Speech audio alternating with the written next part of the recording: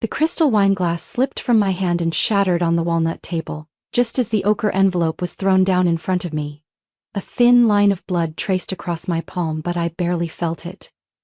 The physical pain was nothing compared to the icy pressure building in my chest as more than 24 eyes turned toward me, none of them bothering to hide their curiosity, laced with a touch of satisfaction. My name is Ella, and this Thanksgiving dinner at my in-laws was unlike any other. What's this? I asked, my voice oddly calm despite the tremble in my hand as I reached for the envelope. Divorce papers, Brandon's voice, my husband's, hit me like a gavel, calm, cold, as if he were announcing we were out of pumpkin pie. Before I could respond, Mildred, my mother-in-law, took a sip of wine and set her glass down with unmistakable superiority. We thought it would be gentler to do this with the family present, she said, each word delivered like a royal decree. Gentler for whom? The question caught in my throat as I locked eyes with Julie, Brandon's sister, smirking behind her wine glass like she'd been waiting for this moment for years. You filed for divorce? At Thanksgiving dinner? I repeated, each word choking out slowly. Sweetheart, Mildred continued, her icy eyes flicking over to me. Everyone here knows you were never really a fit for this family. Under the table, Lindsay, my best friend, who'd begged to come tonight, grabbed my hand and squeezed. She was the only reason I hadn't stood up and walked out the moment I arrived. I glanced down at the plate in front of me, slices of turkey, cranberry sauce, golden brown rolls, and suddenly felt sick. I had never felt so humiliated, and they weren't even trying to hide it. Oh, come on, Julie chimed in, sarcasm dripping from her lips. Everyone knows that little art studio behind the house is just your excuse not to get a real job. This time, the laughter came freely. Even a few cousins I'd assumed were neutral couldn't hold back their grins. I looked at Brandon, searching for something familiar. A flicker of regret, a trace of the man who once helped me paint every wall in my studio. But he avoided my gaze, as if I were a stranger in the house I once called home. We just wanted to help you wake up, Mildred said, dabbing her lips with a pristine napkin. This family needs someone sturdier. I took a deep breath. Beneath the tablecloth, my hand brushed against my purse. Inside it was a document I'd kept hidden for nearly a year. A deed to the house, signed over to me one night when Brandon was drunk on our 6th anniversary. He didn't remember a thing the next morning. But I did. You're right, I said slowly, rising from my chair, blood dripping onto the expensive tablecloth. I don't fit in with this family. I'm far above your standards. What? Brendan looked up, his face flushed. Lindsay, can you take me to the hospital? I asked, turning to my still stunned friend. My hand's bleeding. Oh, and Mildred, you might want to wash that tablecloth soon. Blood stains if you leave it too long. Kind of like deed transfers? The clattering of cutlery rang out. What deed transfer? Mildred asked, her voice suddenly off balance. I smiled, a small smile, but cold enough to drop the room's temperature. Happy Thanksgiving. This may be the last meal you have in this house. And with that, I left the table behind, ignoring the shouting, the toppled chairs, and Brandon calling after me. I didn't look back. I didn't need to. What I needed was to stop the bleeding. And start the plan. Lindsay drove like the wind through quiet suburban streets lit with soft amber lights. I leaned to the side, hand wrapped in a blood-soaked napkin, still throbbing.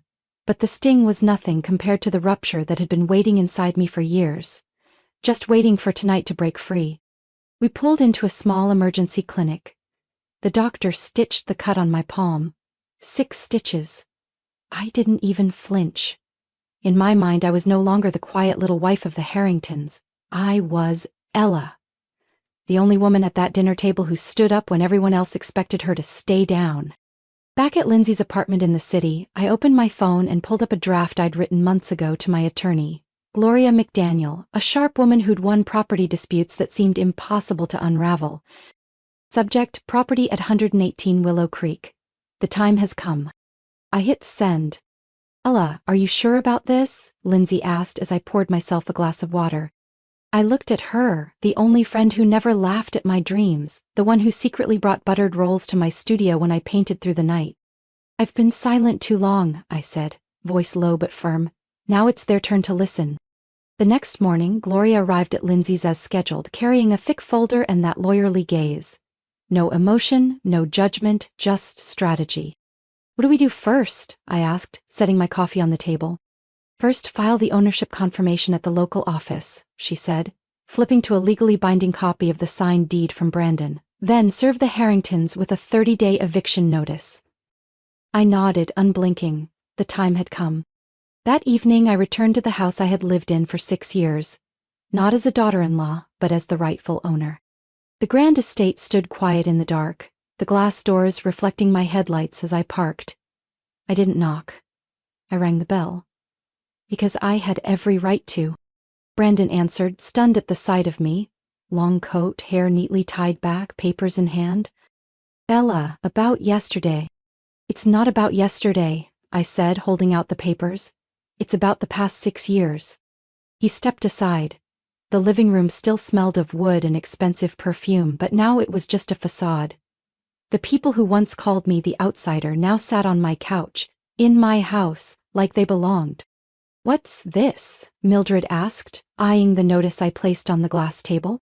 "An order to vacate within 30 days, I replied, locking eyes with her. "This house has been legally mine since last year. Brandon forgot?" Her face went pale. Julie exhaled. Brandon said nothing. For the first time, there were no snide remarks. "I don't plan to kick anyone out," I said slowly, "but if you thought you could push me out of my own life and just keep living here like nothing happened, you might want to read that notice carefully." I left in silence, behind me a suffocating house full of people now unsure of what had just happened. That night, I didn't sleep. I opened my laptop and revised the plan I'd once drafted as a girl with dreams pinned to every wall of the studio behind the house. I'd once dreamed of turning that space into an art gallery, not for rejected pieces from prestigious exhibits, but for works dismissed by loved ones, cast aside by family. I had the vision, I had the name, The Haven, where art finds refuge. I smiled. It was time to show them I wasn't just some backyard painter. The next morning I stood before the large windows of the estate, once a symbol of Harrington power. Now it was an empty shell waiting to be reborn. The smell of old paint, plaster dust, and scratched walls mirrored a past I was finally ready to shed. Lindsay entered behind me holding 2 steaming cups of coffee. She looked around and paused in the grand foyer. Once where Mildred made me polish the floors because it's the first impression for guests. "This place could be something else entirely," Lindsay said, eyes bright. "A real gallery, full of light, air, and freedom." I took the coffee and nodded. "Remember Professor Bennett, the one who taught restoration back in college? The one with the deep voice and stories about lost Renaissance paintings? That's him. He still has a studio just outside Boston. I've been working with him for over a year. Secretly, nights, weekends. While Brandon thought I was at yoga with friends." Lindsay laughed. "And now it's time to bring that secret into the spotlight?" I didn't answer, I just took out my phone and made the call. "Professor Bennett," I said when he picked up. "It's time." 3 days later, Professor Bennett's studio appeared like a slice of another world. Exposed brick walls, the scent of linseed oil, and sunlight slanting through towering windows. On the table was a portrait in mid-restoration. The woman's face looked like it had just awakened from a centuries-long sleep. "You're right on time," he smiled, removing his safety goggles. "I'm guessing the Harringtons finally learned what consequences look like?" "Not exactly," I said, placing the design draft on the table. "I don't want revenge through anger. I want to rebuild through art." "A bold idea," he said, furrowing his brow, but I saw the spark in his eyes. I pointed to the initial sketch. The grand hall would become the main gallery with natural light streaming through a skylight. Side rooms would be divided into a restoration studio, classrooms, and an exhibition space for emerging artists who hadn't yet had their shot. "What's it called?" he asked, washing his hands after flipping through the plans. "The Haven, a place where art is brought back to life." Professor Bennett nodded slowly, then led me to a side room filled with old paintings waiting to be restored. He pointed to a still life with a torn corner and smoke damage. "You want to create a space for things others deem beyond repair. I like that. Because I was once one of those things." He said nothing, just placed a hand gently on my shoulder. The following week, when we returned to the estate, the architecture crew had already started removing the outdated wallpaper and hauling out the heavy armchairs Mildred once called French heritage. I stood among the dust, blueprint in hand, conducting each step like a symphony. On the 10th day, I sent out the first press release about the Haven. It was short, but clear. A mansion once symbolic of rigid tradition will soon become a sanctuary for rejected pieces of art. The response came faster than I expected. An independent art magazine reached out for an interview. A collector in Chicago offered to fund a section of the exhibit. And then came the final email that left me speechless. An invitation to collaborate with the Smithsonian Conservation Center. The same place that had rejected my internship application 3 years in a row now wanted to learn from the open-access conservation model I was using at the Haven. One late afternoon, as amber light spilled into the now empty great room, I unrolled a new floor plan across the tiled floor, my eyes landing on the spot where the Harringtons' dining table used to be, where I'd once been handed divorce papers. That space would now be the centerpiece of the grand opening exhibit. The memory lingered, but it no longer weighed me down. Lindsay walked in, holding a box of fresh mail. "You got a handwritten letter," she said, handing me an envelope. I opened it. Inside was a single line that made me sit down. Overwhelmed. "Ella, if these walls could speak, I hope they'll tell the story of someone who turned brokenness into light. Professor Bennett." I smiled, softly, steadily. I was standing in the main gallery, what used to be the Harringtons' living room, when the gate buzzer rang, breaking my train of thought. Marcus, the new security guard from a professional firm, radioed in. "Miss Ella, there's a man named Brandon Harrington at the gate, says it's urgent." I glanced at the clock. 9 a.m. The kind of hour Brandon would pick. Too early for a casual visit. Too late for a sincere apology. "Let him in," I said calmly, "but only to the outdoor guest area. He's not to enter the house." 5 minutes later, I stepped onto the porch. Brandon was there, hands in the pockets of his overcoat, face drawn, eyes bloodshot. Either from sleepless nights, or from realizing he'd lost something that couldn't be undone. "Thanks for seeing me," he said, his voice deeper than I remembered. "You have 5 minutes," I replied, arms crossed. He swallowed hard. "Julie, she's pregnant." I raised an eyebrow. "And that concerns me how?" "We were planning to move back in this spring," he said, trying to stay composed. "This house? It's been in our family for 4 generations. Julie's child should be born here. To carry on the tradition." I let out a short laugh, not mocking but certainly not empathetic. "You want the child to grow up in a house where his mother laughed in my face when I presented my first artwork at dinner?" Brandon stayed silent. "You want him playing in the garden where your mother made me pull weeds all summer just so I'd look like a proper homemaker?" "Ella," he stepped forward, but I didn't move. "No, Brandon, I don't need another explanation." I pulled a fully approved floor plan of the Haven from my coat pocket, stamped and signed by the city. "This house is being renovated into a community art center. It's funded, legally supported, and scheduled to open next month. All documents are in order." He took the papers, flipping through a few pages before looking up at me. "My mother will never agree to this." "Your mother," I said, voice firm, "no longer has a say here." That afternoon I was checking the gallery's lighting system when my phone buzzed. Unknown number, but I didn't need caller ID. "Oh." Mildred's voice cut through, sharp as ever. No pleasantries. "I'm requesting a meeting, immediately. I'm no longer under any legal obligation to meet you, Mrs. Harrington." "You don't understand the consequences," she said, and for the first time I detected urgency beneath her commanding tone. "This family has influence. You won't be left in peace if you dismantle tradition like this." I smiled slightly but without softness. "I'm not dismantling tradition. I'm building a new one. More human, more open, and not rooted in disdain." Then I hung up. The next day Mildred actually showed up, but this time she couldn't get in. From the security camera I saw her in a black cashmere coat, standing at the gate, gesturing at Marcus. Marcus stayed firm. "I'm sorry, Mrs. Harrington, Miss Ella doesn't take unscheduled visitors. If you need to submit documents, we have a secure drop box at the gate." She stared directly into the camera, as if trying to burn a hole through the screen. And I stood there, right in front of the monitor, watching her. The woman who once controlled every inch of this house, now halted by a gate for which only I had the key. That evening I received an email from the Harringtons' lawyer, an offer to buy back the house at twice its market value. I replied with one sentence. I'm not interested in money, I'm interested in purpose. I leaned back in my chair, gazing at the large wall where the centerpiece for the grand opening would soon hang. Soft amber light illuminated the unfinished sketch shards of glass arranged into butterfly wings. A symbol of something once shattered, now taking flight.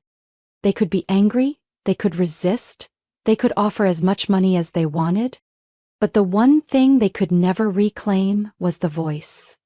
And for the first time in my life, I knew I had taken it back. On opening night, the haven radiated warmth against the gray chill of winter.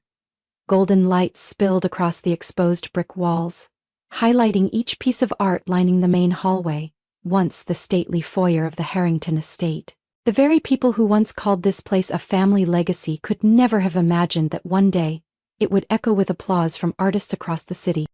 I stood behind a small backstage curtain set up inside the gallery space, fingers lightly gripping a glass of water, my index finger twisting the edge of a napkin. With every passing minute, more guests arrived. Reporters, collectors, curators from major museums, and even a few familiar faces who had once rejected my submission packets 3 years ago. Lindsay approached in a deep emerald velvet dress she'd had tailored just for this night. You have to see it out there. There's a line around the block, and Channel 6 just set up a camera by the stairs. I nodded, saying nothing. My heart pounded. Not from fear, but from knowing this time, I had nothing left to lose. Outside, the docent began the guided tour of the first piece. I heard footsteps on the hardwood floors, camera shutters clicking, and soft murmurs. This is incredible. Who would have thought this was once a private mansion? At exactly 8 o'clock, a soft chime rang, signaling the start of the speeches. I stepped out, the spotlight catching the wooden podium where I now stood, facing a full gallery. Thank you all for coming tonight, I began, my voice steadier than I expected. This place was once filled with silence, forced expectations, and whispered judgment. But tonight, it is handed over to stories that are real, uncensored, and unapologetic. I turned toward the large painting in the center, still covered by a black cloth. This piece was created over the course of a year, through sleepless nights, moments of doubt, and times when I thought I wasn't strong enough to continue. I gave the signal, 2 staff members gently pulled the cloth away. Behind it stood a massive painting, oil, fragments of old newspapers, and shards of broken glass assembled into glimmers of light. At the center, a flipped dining table, shattered crystal glasses, and mirrored pieces reflecting dozens of faces. Pain, anger, helplessness. And finally, in the center, a woman standing tall, holding a paintbrush, her gaze steady and forward-facing. Reclamation, I said, not just art, it's dignity, it's voice, it's me. The room went silent. Then, applause. At first scattered, then rising, wave after wave. A critic from the Boston Review approached, requesting an exclusive interview. A collector from New York leaned toward Lindsay and whispered, I want to buy the original, name the price. In the midst of the crowd, the front door unexpectedly opened. All eyes turned. Mildred Harrington entered, back straight, eyes unyielding. Behind her were Brandon and Julie, her pregnancy now unmistakable. I thought this was a public space, Mildred said, her voice cold. Of course, I replied, stepping forward with a smile. Everyone's welcome, even those who once called art a cheap pastime. The room stirred. Reporters turned their cameras. You've used the Harrington name to stage a personal scandal, she snapped. You've disgraced my family's legacy. I didn't disgrace your tradition, I said calmly. I simply told the truth of what I lived. Through art. I gestured to the central piece. This is truth. This is my voice. And for the first time, it's being heard. Mildred opened her mouth to respond, but another round of applause cut her off. From the corner, a silver-haired man stepped forward, the lead curator from the New England Museum of Fine Arts. Mrs. Harrington, he said, your son should be proud. We're considering this piece for next year's exhibit, Women and the Voice After Silence. Mildred clutched her purse, silent. Julie lowered her head. Brandon quietly stepped back. I said nothing more. I simply turned to Lindsay and raised my glass. "What are we toasting to?" she asked. "To the words that once broke me," I said. "Now the foundation of something new." And when I looked back, the spotlight once again hit the painting, its broken glass catching the light like fractured rainbows across the ceiling. This wasn't revenge. This was rebirth. Monday morning, I was in my second-floor office at the Haven, flipping through exhibit contracts from a gallery in Seattle when my phone buzzed. It was Lindsay, her voice barely a whisper in shock. "Ella, turn on the TV, Channel 9, it's about the Harringtons." I reached for the remote, hands trembling slightly. The bright red headline scrolled across the bottom of the screen. "Harrington Capital under investigation. For financial misconduct, millions missing." The anchor spoke gravely. "Sources say Mildred Harrington, head of the firm, and her son Brandon are under suspicion for using client funds for personal investments, including leveraging properties, one of which is the family estate on Willow Creek." I froze. My heartbeat pounded, not out of joy, but a cold realization. If I hadn't filed the ownership transfer in time, everything I built could have vanished like a house of cards. The phone rang again. This time it was Gloria. "My lawyer." "Ella, I checked. Good thing you filed early, otherwise that property would have been listed in the FBI's asset seizure file." I exhaled, looking out the window to the front garden, where a few students were setting up for the afternoon's restoration class. "What about Brandon?" "Cooperating with investigators, and seems he's blaming everything on his mother." I nodded slowly, not surprised. That night I was applying a sealant coat to a 19th century frame when my phone rang. "The caller ID?" I hesitated, then picked up. "Ella," her voice was hoarse, nearly unrecognizable. I have nowhere else to go." I said nothing. Julie paused, then continued, choking up. "Brandon's cut me off, my mother's been subpoenaed, and I'm about to give birth. Now I have no home, no money, no one." I was silent. The memories returned, her mocking smile during my first exhibit, her laughter when Mildred called me too plain for art. "I'm not asking for much, but if there's any guest room, I'll pay later, just somewhere to sleep until the baby comes." Her voice cracked. "Please, not for me, for the child." I looked at my hands, still smudged with paint, the same hands that once trembled as I was handed divorce papers over Thanksgiving dinner, but now they were building something that mattered. I took a deep breath. "The guest house behind the garden is empty. I'll reset the code. You can stay until you find another way." Julie was silent, then came a quiet sob on the other end of the line. 3 hours later, an old silver car pulled up to the Haven. I opened the gate. Julie stepped out, visibly thinner, her belly rounded. In her hand, a faded canvas bag. No more luxury coats, no more heels or designer perfume. Standing before me was a woman stripped down to her rawest self, a version of Julie Harrington no one had ever seen. "Thank you," she said, eyes red. "I know I don't deserve it." I led her down the stone path, past the newly planted garden. The guest house was clean, with running water, fresh linens, and lights already on. Before I left, I paused on the front step. "I'm not doing this for you. I'm doing it for the child who never got to choose any of this, and because I believe no one should be forever defined by their past mistakes." Julie nodded softly, tears falling. I turned away without another word. Back in the studio, I looked up at the reclamation painting in the center of the hall. The broken glass still reflected light, as if alive. A new message echoed in me. Sometimes forgiveness isn't for others to sleep well. It's for you to finally be free. I sat down at my drafting table and began sketching for the spring exhibition. The theme this time? Rebuilding from ashes. And I knew, somewhere in the corner of that back garden, a woman was beginning her own chapter. The gate buzzer rang on a spring morning. Sunlight filtered through the tree canopy, stretching across the weathered brick walls of the Haven, now a well-regarded art restoration and exhibition center. I glanced at the security camera. The figure at the gate wore a light gray sweater and cradled a carefully wrapped painting. Her silver hair was neatly tied back, but that face, unmistakable. Mildred Harrington. I let the screen go dark and took a deep breath before speaking into the intercom to Marcus. Let her in, but only her. She walked into the reception room with slow, measured steps. Gone was the proud tilt of her chin from years past. She set the painting on the table and gently unwrapped it, revealing an old portrait of a young woman with softly curled hair and a distant gaze. The colors had faded, and fine cracks stretched like spiderwebs across the surface. "This is my mother," she said quietly. "It's been in the attic for nearly 30 years. I forgot it was even there." I nodded, remaining silent. She continued slowly. "Ella, I know I wronged you.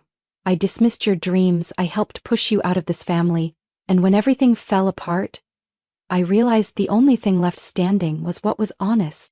I sat down across from her. "I can restore this painting," I said, my eyes tracing a crack along the frame, "but it will never be exactly the same, and that's a good thing." Mildred looked up, puzzled. "Because those cracks," I continued, "are what make it precious.